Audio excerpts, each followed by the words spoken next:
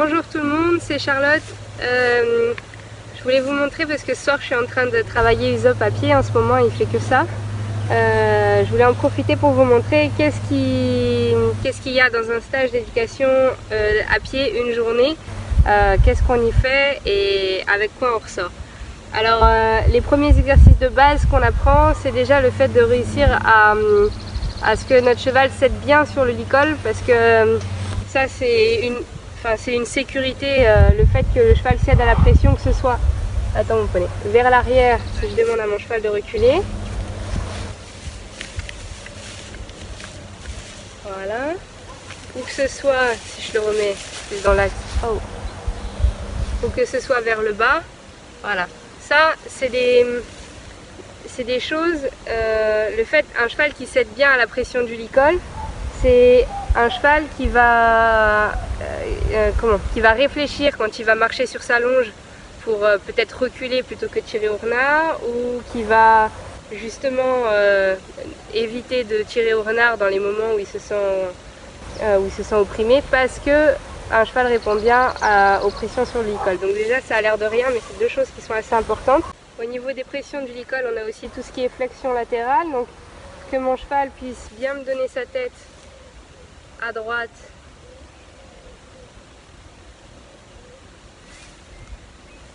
même s'il a envie de regarder ailleurs. Voilà, super. Et pareil à gauche, ça va nous aider après quand on sera monté. Ça aide aussi à avoir du contrôle à pied si notre cheval a envie de partir, le fait qu'il cède au licol. Et bien si quand on ramène la tête vers nous, elle vient vers nous, c'est plus pratique. La pression du licol, on va aussi pouvoir l'affiner, c'est-à-dire que quand je vais demander,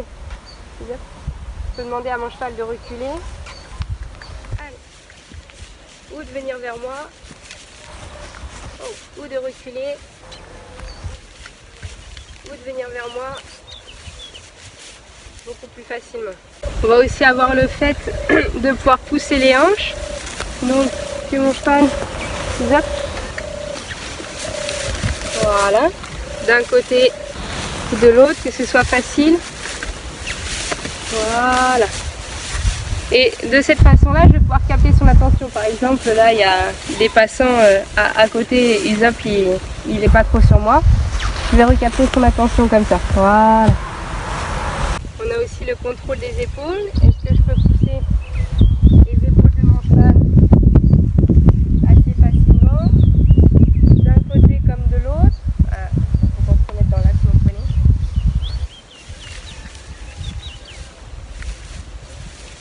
Voilà.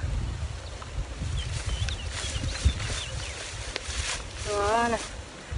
D'un côté comme de l'autre. Un cheval qui a des épaules légères, c'est un cheval qui va moins nous marcher dessus, donc qui sera beaucoup plus respectueux, et ça va aussi beaucoup nous aider pour la maniabilité une fois monté. On va voir aussi tout ce qui est désensibilisation, donc qu'il soit désensibilisé à nos outils comme le stick. Si on veut pouvoir l'utiliser correctement, il ne faut pas que notre cheval en ait peur. Donc voilà, est-ce qu'on va vérifier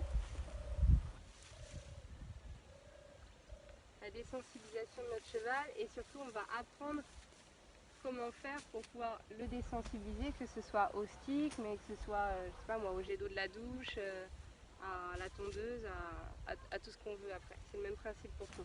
Ensuite on va faire le fait de pouvoir l'envoyer en cercle. Ça a l'air de rien, c'est comme la longe, mais le truc c'est qu'on va pouvoir l'envoyer en cercle à partir des épaules, vu que les épaules bougent bien.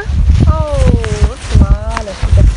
Et alors que souvent ce qui se passe, c'est que des fois on a des chevaux qui ont du mal à bien partir en longe, simplement parce qu'ils bougent mal dans leurs épaules. Enfin, ils sont pas assez mobiles dans leurs épaules au niveau des membres. Donc voilà, que notre cheval tienne le cercle, qu'on puisse demander le trot là. Que notre cheval tienne le trot tout seul sur son cercle, tant qu'on ne lui a pas demandé autre chose, et pouvoir désengager.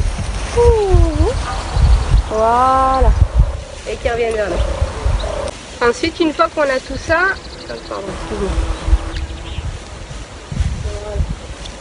une fois qu'on a tout ça, on va faire le contrôle à pied, le fait de pouvoir mener son cheval à pied niveau de la place du cavalier. Ça permet de bien vérifier le contrôle. Ça permet aussi d'anticiper un travail aux longues graines. Et c'est utile aussi, c'est très utile aussi avec les jeunes chevaux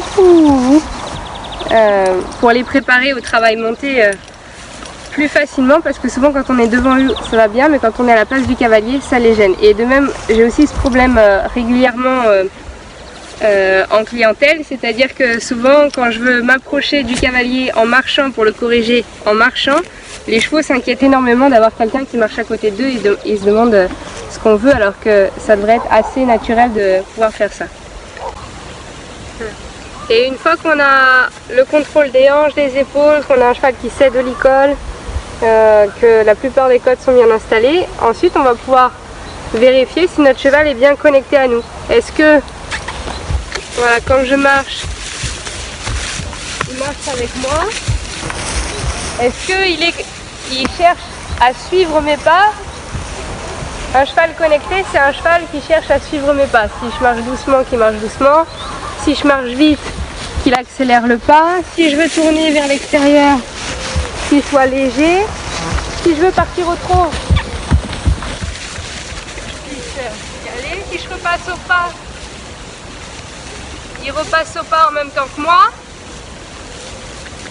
Si je repars au trot, qu'il soit à l'aise avec ça. Si je m'arrête, que mon cheval s'arrête. Si je recule, qu'il recule en même temps que moi. Voilà. Un cheval qui écoute mes pieds, qui cherche à suivre mes pieds plus que la longe, tout simplement. Et une fois qu'on a tout ça et que nos chevaux ils sont bien avec nous, bien connectés, là on va pouvoir en fin de journée tester un petit peu tous nos acquis sur des petits challenges, comme pouvoir faire passer nos chevaux sur des parcours un petit peu de maniabilité, reculer en L, passer sur une bâche, envoyer par-dessus un obstacle, envoyer dans un passage étroit entre deux bidons, et que notre cheval reste calme toujours dans toutes ces circonstances-là.